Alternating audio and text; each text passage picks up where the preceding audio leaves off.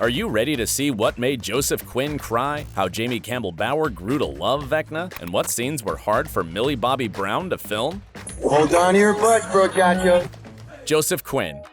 Just like all Stranger Things fans, the Eddie actor fell in love with his character, partly because of how he dealt with his inner conflict. He is constantly battling with the fact that he wasn't able to save Chrissy, and then kind of proves himself to be a pretty heroic young man. After the season's release, Joseph was overwhelmed with the fans' strong reaction to Eddie. Giving an interview at the London Comic-Con, the actor even broke down in tears after a fan told him how great of a person and actor he is.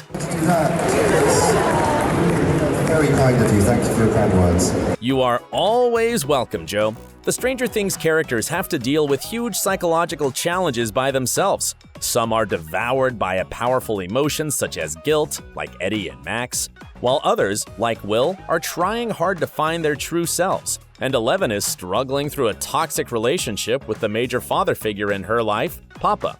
In the 80s, it was hard for teenagers to find help to deal with these tough issues. Fortunately, today there are a lot of useful resources freely available on the web. For instance, the Wisey YouTube channel. Here you can find various videos on the most pressing topics facing people today: social interaction, self-development, and tips on building a harmonious environment at home and at work. What's more, on Wisey, you can study different cultures and history and learn how the world around you works. All the videos on this channel share complex things in a simple way, so they are fun to watch and easy to remember. Just pick the topic you want to learn more about. Also recommends the video on how to maintain your mental health. Click on the link in the description section to find out about the bad habits that stop you from forming meaningful relationships and making the right choices. And now, we're moving on to Eddie's on-screen bro. Gaten Matarazzo. The fourth season became a real challenge for the Dustin actor, performance-wise. "I've never felt as committed to being truthful on screen as I have this year," Gaten said to Teen Vogue. But it wasn't too hard because the actor is very similar to his character. Just like Dustin, Gaten is very smart, and according to his own words, he's also a nerd. So it's no wonder that Gaten loves working on the set of Stranger Things, and he's always very careful not to give out any spoilers, but he actually leaked one by accident in 2016. Gaten talked about one of the test subjects who was banished to the Upside Down in the past. It had an effect on them because they were in it for so long that they transformed into what was the monster. So the monster was a recent test subject. In fact, he was discussing a fan theory, but it's crazy how spot on it was. That's exactly what happened to one, aka Vecna, played by Jamie Campbell Bower. The actor did a great job at portraying his character both as a soft-hearted lab orderly and as an unapologetic monster. In fact, even before Bower read the whole script, he somehow knew that Vecna was behind it all from the very beginning. There was never a fear of receiving the information and feeling like I had to live up to it. It was more like, "Awesome, I'm not wrong," Jamie shared. It took him at least 7 hours in the makeup chair to turn into Vecna, and Bower also had to do certain preparations to speak like the monster. That's right, that deep voice was real. You just kind of settle back into it and breathe from the space below your belly and put it down there. You know, it's very easy. Another thing Jamie did to understand Vecna better was buy 2 black widow spiders. Day by day, he'd just sit and look at them crawling around in a jar. What's more, the actor did a lot of thinking about his character's motivation. Bower eventually realized why Vecna did all those horrible things, and even grew to love the villain. "I understand him, and so I'm always going to be on his side," Jamie told Variety. Well, as an actor, he kinda has to. Now, let's talk about his final victim, Sadie Sink. Playing Max in Season 4 was pretty special for the actress due to the storyline the Duffer Brothers came up with for her. But I was really excited and grateful to Matt and Ross for kind of trusting me with this storyline. Sadie said that it was great to see a new side of Max, where she makes brave choices and takes charge of her own fate. Another surprise for the actress was the Kate Bush song that she'd never heard before. After reading about it in the script, Sadie listened to the track, and she was shocked. "What is this? This is amazing. I love this." And it just kind of felt like Max. I don't know, it's kind of like Max's theme. We all get what you mean, girl. It definitely is. And now let's talk about another strong female character, Natalia Dyer. Although Nancy found herself in quite a love triangle this season, the actress thinks that she has more serious problems to deal with. After all, they're about to face the collapse of life as they know it. For Natalia, this season's badass Nancy is reminiscent of one of the classic female heroes from the 80s. It's Sigourney Weaver in Alien. Even her co-stars felt it. She's got some major Sigourney Weaver from Alien. She really does. You can definitely see the resemblance. Nancy is far from the sweet, innocent girl we saw in the first season. It was very ambitious, but I just think her ideas of what that means and what that can be have shifted wildly. But at the same time, Nancy's core remains the same, which is like this sort of intuition, gut, instinct to follow her own brain and her own path, the actress said. She's totally right. Let's move on to the guy who has also grown immensely throughout the show's run. Joe Keery. There was one change that the actor absolutely loved about Steve this season. I'll tell you, it feels good to wear a different outfit. Hilarious. But seriously, it's been cool to see the development of his character. For many fans, there'd be no show without him. You are Stranger Things. We need you. We need Steve. We definitely do. Yet we nearly didn't have Steve in Stranger Things. According to the original plan, he was supposed to die in season 1. But thanks to Joe's natural charisma, the Duffer brothers decided to let his character live on. But to this day, people still worry about Harry Harrington's fate. This is on the billboard. It says, "Protect Steve." Yeah. So I actually paid for this. It was really expensive. All the fans definitely breathed a sigh of relief that Steve survived the season 4 finale. Maya Hawke.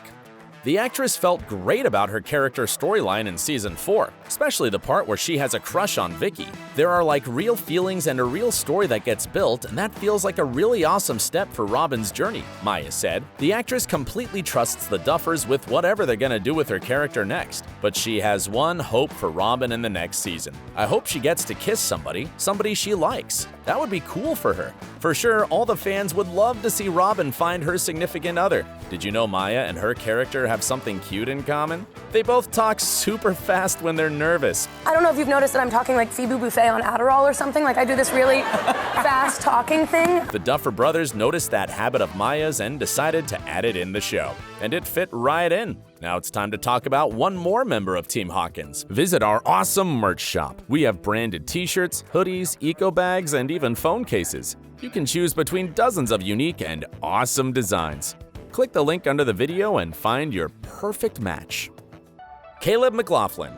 The actor discussed one of the most menacing scenes with Lucas, where Vecna disguises himself as Lucas in Max's vision. Interestingly, Caleb didn't rehearse this sequence at all, and Sadie also didn't know how he was going to play it. The actor just went for it, and with every new take, he got better at being scary. But there was one scene that Caleb had to rehearse, the fight with Jason. Although it was pretty funny to do, it made the actor realize one thing. I give it up to any stunt person that does fighting scenes. Stunts are tiring, he said. And then he gave us his best performance in Max's death scene. To play it well, Caleb tried to understand how Lucas felt in that moment. Helpless. So much so that he even cried for his little sister to help him. Something that Lucas would never do otherwise. In fact, Caleb was the one who came up with this line, and it worked perfectly. And speaking of Lucas's sister, Priah Ferguson. Did you know that one detail in season 4 actually happened to the Erika actress in real life? Priah played Dungeons & Dragons with Gaten, Joe, and Finn, and she also rolled the 20 and won the game. How cool is that? Here's one more thing that makes Priah similar to Erika. She feels like Caleb is her big brother in real life too, because they've always had sibling chemistry on set. Pretty sweet, huh? Now on to Team California. Charlie Heaton. For a lot of fans, it felt as if Jonathan was pretty much absent in season 4. He seemed to be there mainly for stoned comic relief. Responding to those claims, Charlie said that he didn't think so, and his reduced screen time was simply because of how many other characters there are. It's impossible for each one of them to be front and center all the time, and meanwhile, Jonathan had been quietly going through his inner conflict this season. We find him in a place of questioning himself and his relationship, Charlie commented. We're yet to see how this conflict resolves, and whether the 5th season will feature Jonathan's new friend, Eduardo Franco. Okay, first of all, you won't believe it, but Argyle's hair isn't a wig. That long, luxurious mane is actually real. And here's what Eduardo says about Argyle's role in the show. You know, he's also like like Jonathan's personal, unofficial, not certified therapist. Well, he certainly is. And without Argyle, the 4th season would be much darker. Even on the set, Eduardo constantly made his co-stars laugh. When the season premiered, the actor was so proud of being part of this amazing cast that he even cried while watching the show. And here's one of the guys he got to work with a lot. Noah Schnapp. There were many hints about Will's sexuality throughout the show, and only now has Noah confirmed what we've suspected all along. It's 100% clear that he is gay and he does love Mike, he told Variety. Can't say that it's surprising, but at least it's good to know for sure. Noah also shared that he loves Will's arc and the fact that viewers were coming to the realization about his sexuality so slowly. He did his best to show his character's inner struggle. Will's afraid to come out to the gang because he doesn't know if they will accept him, especially the one friend who he wishes was more than a friend to him. Finn Wolfhard. We're yet to see how Mike reacts to Will's coming out, but Finn says that this part of the storyline is beautiful. In season 4, the actor had a complicated scene with Mike's love-professing speech. Finn was pretty scared about filming it because his monologue was quite long and it had to be done in a single take. After a few tries, he did it perfectly and even improvised one line. And so that, you're my superhero line, I just added. This part gave so much more gravitas to the whole thing. So we must say that this young man is a genius. And finally, we're getting to Millie Bobby Brown. It was the best season yet for the actress because her character got to fight non-supernatural things. Yeah, 11 this season deals with some of the realest monsters out there, like bullying and self-identity. In fact, it was hard for Millie to film the scenes where Elle was teased at school. It reminded her of similar experiences she's had in the past, and it took her quite a while to persuade herself that this time, it was not real. It was just acting. Thankfully, Millie coped with it and gave an amazing performance. And overall, she enjoyed exploring more humane struggles of her character. After all, Eleven isn't only a superhero. She's also a teenage girl who wants to be loved and valued for who she is. Support OSSA by sending us super thanks. Just click on the thanks button under the video and choose an amount to donate. Stay awesome, and remember, we value each one of you. Would you like to learn what the adult actors think about their characters in Stranger Things? Let us know in the comments below.